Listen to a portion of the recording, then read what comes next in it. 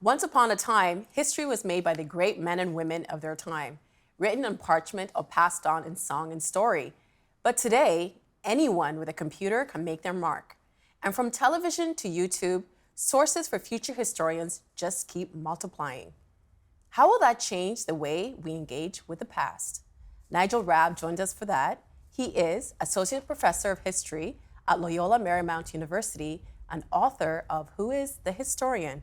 Welcome back, Nigel. Thanks, Noam. Thank you very much. I really enjoyed our conversation from yesterday. And I guess the first question would be, how has technology influenced the profession for historians? That is a big question. Mm-hmm. I would say it's had a huge shift in so many different ways. Mm-hmm. Where to start? One, I would say, in terms of, down to reading habits, mm-hmm. down to accessibility of materials, which is an ongoing debate, in terms of just ordering books for reading, in terms of Russian books or wherever you want your books from, making the community of historians more global, more accessible, all those things. From a personal point of view, good or bad?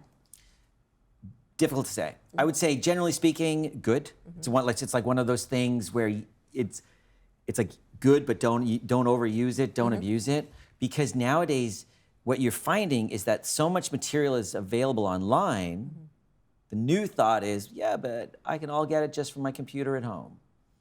And it's like, well, there's a lot of material available online, but you can't really do comprehensive research without visiting the archive in Paris or without visiting the archive in New York City mm-hmm. or the archive in Vancouver or Beijing. Those physical links are still incredibly important. Even just from writing papers. I remember being at the library when I was in university, where you have to go through multiple books in the library, and you lived at the library, but now you can everyone just Googles. Yes, and that's a big problem, I think, because on the one hand, librarians do these statistics on libraries. Why do people go to the library? And yours would, from your example, it's, well, to get the book. Students don't go to libraries to get books anymore. Students go to the library to use the space on the library to have a social setting to get their work done. So they can work in groups, but it's not to get the books, because that they can do through Google. And the Google's a bit dangerous because our library spends a lot of money on databases. And students tend sometimes to use Google, which is, they don't have to pay for the library services.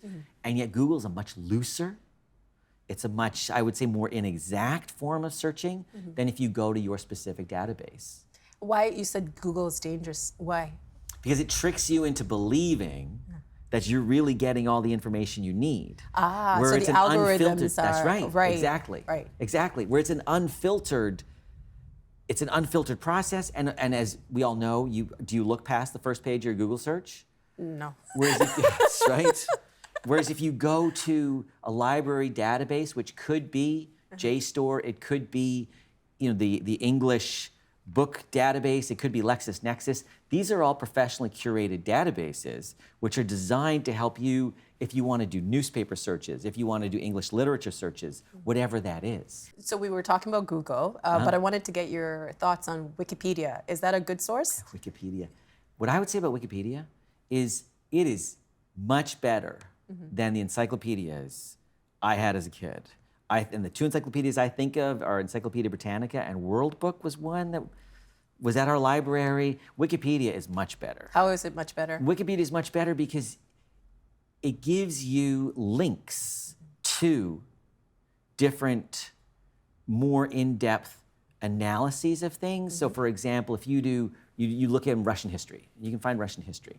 But then you see Alexander I, and you can click on Alexander I, and then you get Alexander I, and you'll find out that he had something to do with the Napoleonic Wars. And then you can link to the Napoleonic Wars, and you get these long explanations, not interpretations, explanations. And the other thing about Wikipedia, which is, I find, for me, the best, is, especially because with students, they have links to the primary sources. So the treaty of, well, you can click, and you actually get the original text of that treaty. And so in that sense, Wikipedia is much more extensive. But do you think Wikipedia is easier to hijack because anyone can just go up and edit and put whatever they want? Yes, absolutely. That's that's a drawback. That's why Wikipedia is a limited. That's why I like the one that it links to primary sources, because then the hijacking is much less possible. And the other one, you're only going to get certain information out of Wikipedia. It's not going to be interpretive for you. It's not going to, it's going to be a little bit wobbly on certain things. But if you want to know, for example, Dostoevsky, when did he write? What were his novels? Wikipedia is great for that. Now, yesterday we talked about the skill sets that are needed to be a good historian, writing and research. How has Google and other search engines complicated the historian's job? Because I think, and some people would disagree, but I think it's sort of lured us into this idea that you really just have to put in a few keywords and your answer is going to come up. So you get duped a little bit? Yeah, and voila, you have your answer. And yet, I would say what's happened is because the sources are that much more accessible, the process itself is that much more complicated. Because both you and I can find the sources. So now there's more people who have the available sources, so more people are thinking about those sources in different ways, and you have to be aware of how the other people are thinking about these sources. In a way, isn't that good though? Because then you have a bigger area for different perspectives, depending on where you're from, what education you have. Yeah, no, that's excellent, but the harder part though is to find out what are those different perspectives that people are saying. What are people saying about the document? Because those are the type of things that come up that are not so easily apparent. Given that there's so much content online, is there a problem of too much information for historians? For what I do, for example, and I think this is what's going to change in the profession, is, I've researched 19th century Russia. That's all archival. That's not a problem. I think for somebody who's doing their PhD 25 years from now and is asking a question about the origins of the internet in the United States in the 1990s, they will face this, yes. Like there will be so much information that it's difficult to comprehend how they will approach a problem. Well, you said something about how for Google, they have so much information, like every 2 days, something about, what was that stat that you said? Yeah, there's a stat which is something like every 2 days, Google creates more knowledge than had been created since the beginning of time until something like 2003. That's incredible. So it's just going out of control. And now pictures, yes. videos. The videos, absolutely. Oh, wow. You have this funny part where you talk about someone's experience at a bar, and they've gone online and they've reviewed it. Can you unpack that for us? Yes, so there was what I did in the book, because part of the idea was there are all sorts of sources out there, and all sources are game for the historian. I mean, you might be a cultural historian, a social historian, a political historian. So I found a bar review. It's the Tattletale Lounge in Los Angeles. It's on Sepulveda, and it is actually not far from where we live. And I guess it was on Yelp. And the idea I wanted to say was, you can pick any random source that's out there and make something of it. And so there's a bar review of the Tattletale Lounge, which is not a high-scale lounge, and it was something about, this nasty woman who was middle-aged, was, trying to pick up my boyfriend or something like that. And it was a very, very derogatory review. But part of the idea was, within that, you can see, okay, how do people in the year 2016 actually perceive the aging process?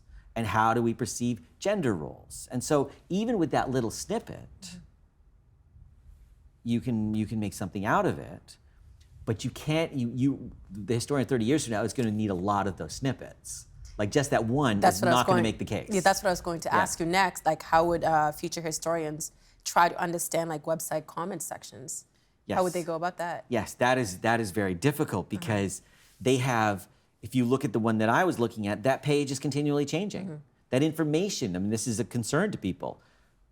Does it disappear? Like the one I use, can you go back now and Google it and it'll come up? Or is somehow, I don't know, Yelp said it's gone? So you're like, well, what server is it on? Where is it? Because it is physically located somewhere. It might not be available to you on the internet, but somewhere in digital space, it's out there. And you also talk about how in future it might be difficult because our technology might not be able to, we might not be able to access that data in like 30, 50 years or whatever. Yeah, that's the continuing, that's the 8-track cassette phenomenon where, you back in the 70s, they had these 8-track cassettes. It's like, who's got an 8-track player right today? They're very difficult to find and they're disappearing. One thing that I've had this conversation with people in schools, how they're moving from cursive writing to they're not even teaching it, kids just use the iPad or whatever. What do you think, how would that affect information for historians moving forward? I don't know about yes, you get personality and you can analyze it. I mean, there were people back, I'm sure there still exist, who analyze handwriting and they look at your handwriting and they say, okay, this person was nervous, okay, this person was stubborn or whatever. They can do that type of thing. That's certainly a problem, that you lose that human dimension and all you get is the text. Another problem though for historians, and this is if you think of somebody writing a novel, somebody writing a historical or philosophical treatise. If you get it from the 19th century, what you normally get is the text, and then they've scribbled something out, and it's like, oh, and in the margins they write something, and then they scribble out, and then they rip out a page, and then they publish a book. And historians come along and say, well, in fact, you might not think that he thought that, but in the scribbles, that idea is there. We have to take those scribbles seriously in the margins. But imagine that person now, they write on Word, do a Word document. We have, like, how do we find out from draft to draft? Because when you write a book like that, you generally don't keep drafts, or you see your text on the screen and you edit it out. There's no margin, there's no scribble, nothing like that. So that gets lost in the process when it's not handwritten. That's fascinating because that's an idea that writer had. Yes. And if it's someone who's really significant to us, then it's another window to who they were as an individual. Absolutely, and that goes. If that person, when they're doing their computer program, is just writing, if they're not aware of that, then yes. No, we're going to continue talking about Google because I guess now it's just become like... So web channels like Google and Facebook have a lot of data on us, and we give it to them every day. Yes. What value would that data have for future historians? Oh, well, I would answer that question by saying, a historian would say, we need all the data. That's what a historian would say. And then once we have all the data, we'll take a look. An archivist would be different, because the historian is not going to be the one who preserves the data. It's the archivist who's going to be preserving the data. And the archivist is going to say, really, 95% of that data, around that number, you're not going to ever use, you're not going to need. We need to have data that is exemplary of the phenomenon, not every single text. And so then the archivist will say, and who is going to organize that data? Who is going to store that data? Who's going to pay for that storage? So these are all very practical problems for the archivist. We've talked positively about history. Is there a dark side to historical research? Oh, yeah, absolutely. I don't think I'm on that dark side, but there is. Oh, yeah. What is that? And it depends. It depends on which axe you have to grind, I think. And the example that comes to mind for me is late 19th century Europe, and even the United States, where historians bought into social Darwinism, which social Darwinism is just the idea of there are certain human groups that are actually destined to lead, and other human groups which are actually destined either to go extinct or to follow. And so you even had people in the academy promote, for example, German nationalism, promote American, white values back in the late 19th century. And those, they were thinking of themselves as very serious, very scientific, and yet the content of those ideas was incredibly harmful, and harmful for, I would say, almost 100 years. Does a historian have a responsibility to not let history become twisted? Oh, yeah. Yeah. And I think, where you see that today, for example, in Texas, they have issues on the textbook. What type of history are we going to teach in our high schools? And then do we teach creation or do we teach evolution? Same in Russia. And Russia's an interesting case. Moscow, out of the Kremlin, wants to do a textbook for high school students. How do we treat the Stalinist years? Most of us would say they were bad, and let's Included. let's just say it. Yeah. And they're like, well, we've got to nuance this a little. Good on foreign policy, bad on oppression. So there's just more nuance, but you get into very tricky questions. So you teach Russian history. How do you see history influencing contemporary events in that country? Oh, in Russia. In Russia. Well, in Russia, it's very important today. Why? If you, for example, Putin, who goes and gives these addresses in the grand hall in the Kremlin, and all the politicos are assembled to listen to him, and he's talking about the Crimean Peninsula, which they not so long ago was annexed, I suppose, by the Russian Federation and is now part of Russia. The speech he gives is very historical. Like, he doesn't just say, you know, we have a new province, let's enjoy it, everybody bond together. He goes back 200 years, and his advisors around him are making sure that the story's well told, that the historical narrative is solid, and he's telling a heroic story about the acquisition of the Crimean Peninsula in the 18th century, its defense in the Crimean War in the middle of the 19th century, da-da-da-da-da. So they use history very, very much. It's very important. It's interesting too, like even in Canada, Canada has a history with First Nations that a lot of people don't know about. I didn't study it in school. Yeah. I've only learned about what's happened to Indigenous people in this country, which is terrible. And I think from Twitter. So, you know, one of the, having something like Twitter where people are exchanging ideas, can that be useful for historians? Like where some people who might not really be involved in history but are exchanging ideas and information that maybe before we hadn't spoken about? Yeah, no, I think that type of exchange is certainly good. I would hope that you would experience it through Twitter and then maybe say, you know what, I need to know more about that. Oh, for sure. And then find maybe a magazine article or something more extensive about the Native Canadian population. Now, we talked about this a little yesterday.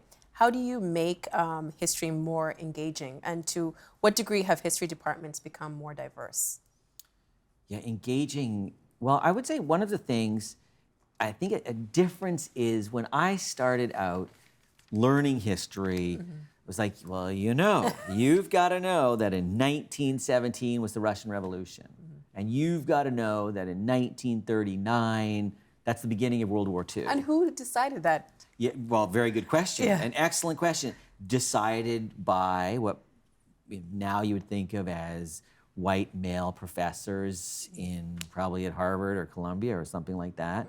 And now it's more, you know, you don't need to know that exact date. You sort of need to know how one thing led to another and position it.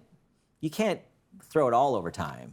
But you need to know that it was the late 19th century. But you don't need to know that it was 1884 or 1885. When did that change Something happen? like that. I think that's over the last 10, 15 years. And then the other one in terms of the big change is understanding diversity, where in the past, I mean, I know, you know, Canadian history departments would have a lot of people who studied British history. Well, we know why Canadian history departments would study British history because it, you know, part of a Commonwealth and or part of the empire back then. And nowadays it's like, well, no, we need somebody who studies Native, in our case in the United States now it would be Native American history. We need somebody who studies African American history. We need someone who studies China. What do you attribute this change to? I would attribute it to a more globalized world. I would attribute it to, at some level, people got tired of the same old story. You know, the rise of England and the rise of the United States and the greatness of Western democracy, which is, there are good things there, don't get me wrong, there are all sorts of good things there, but one can't continually tell that story. One needs to understand a much more diverse society. Like Los Angeles has got a huge Hispanic population. They need to be part of the history that we're telling. Well, in the book, you use the example of a plant. and you talk about the relationship that India and Yeah. the United Kingdom had. Can you talk about that a little bit? Yeah, that example comes from a book called Green Imperialism by Richard Grove. And that is the idea, when we think of imperialism and transatlantic or transcontinental travel, we think of people moving around, but they also moved plants. And so part of that idea was that back in the early days of imperialism, they would go to India and they would take plants from India and bring them back, whether it was to London, to the Caribbean, or some other garden or off the Atlantic coast and off the African coast on the Atlantic Ocean, and they would distribute these plants because they wanted to know how they would grow. And so part of the idea is when we think of globalization and interconnectedness, it's not just about human beings seeing each other from a distance. It's about bringing different plants and growing habits and borrowing from India. And the other part of that... And borrowing from India, I think, is important because this idea of them being colonized and them not, like, they had something that, you know, the people who colonized them wanted, right? Yes, and then that's the most important thing about that example is it's not just the British going to India and saying, we have solved every problem of the world, here's the answers for you, lucky you. It's like, no, they actually learned from botanical techniques in India, learned from Indian gardening experience, and then transported that knowledge back to these gardens, And as a historian, a history professor, is it important to teach students ownership? Well, I think it's very important that they have a relation to what they're learning and that they see that connection and that they're tied into that connection. One of the things when I think we might be in an era where there's less historical sensitivity. How so? And the example I was thinking, what made me think about this the other day is I was just reading a book. It was a Kentucky author, and one of the characters is a barber, but is to make extra money, he works at the cemetery.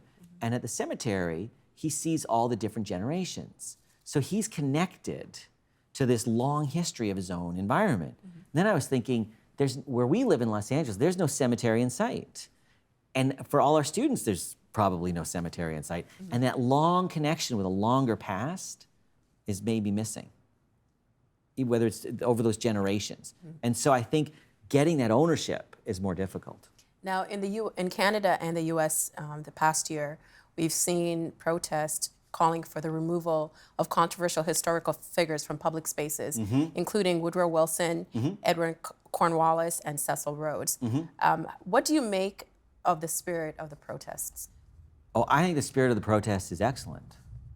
And I know in certain cases, the university administration has said, no, we are not changing the name of our buildings, because at times maybe the protests, they haven't looked at the long history or all the intricate parts of it, but the spirit of the protest, I think, is excellent, because with the Woodrow Wilson one in Princeton, I mean, part of the protest is to bring awareness to issues that we had completely ignored for 80 years.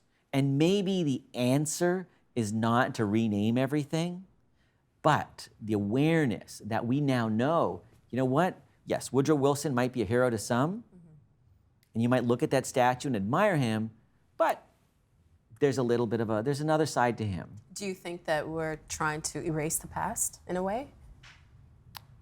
No, not the way it was done, no. No, I think No. maybe it's more of a way, for me anyway, from my perspective as a Black woman, African woman, it might be that, you know, these people were admired in that particular space, that time, but now that people know better and should do better, that maybe they don't deserve that statue. Yes, and I think part of it, you know, when you see the mixed response is something like put a plaque next to the statue saying, like, statue, yes, good deeds were done. However, there's another side of the story. So I think, you know, with something like Woodrow Wilson, and that's some of the discussions they have, like, do we just get rid of the statue as they did with Stalin statues? Or do we say, no, actually, some good, but we don't want to ignore the dark side? That has to be mentioned. Because it's history. Because it's history and because it's very important.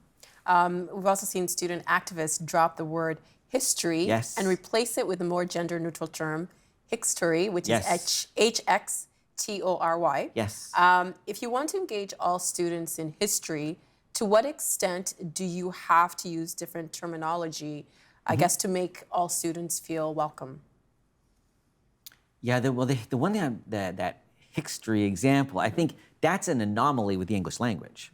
Because if you think of Russian, historia, the word him in Russian and the word historia have nothing to do with each other. Same in French, like histoire and il. I mean, they're no link. It's just an accident that in English, history starts HIS, and that which happens to be him or his in English. That's just an accident of our own language. But no, the terminological change, I think, is very important, whether we adopt it or not. And that's the previous example. Sometimes it's like, well, like I would say in this case, but it's not, like it's just an accident in our own language that it's happened that way. But no, there needs to be a lot of terminological consideration. And you see that, and that comes out of the humanities. And there's been this battle going on for these things, like accepting transgendered identification and understanding that he or she might not fit everybody's model, and finding some compromise in there, or finding something that's accommodating in there, rather than looking at it as just either or, finding the blurred zones, finding the complicated zones, and accepting those. And you write in the book that historically this was an idea from philosophers from back in the day. Nigel Raab, thank you so much for being here. Absolutely my pleasure, Nat. It's been Thank you. really, really great talking to you and learning from you. It's been my pleasure to be here. Help TVO create a better world through the power of learning. Visit TVO.org and make a tax-deductible donation today.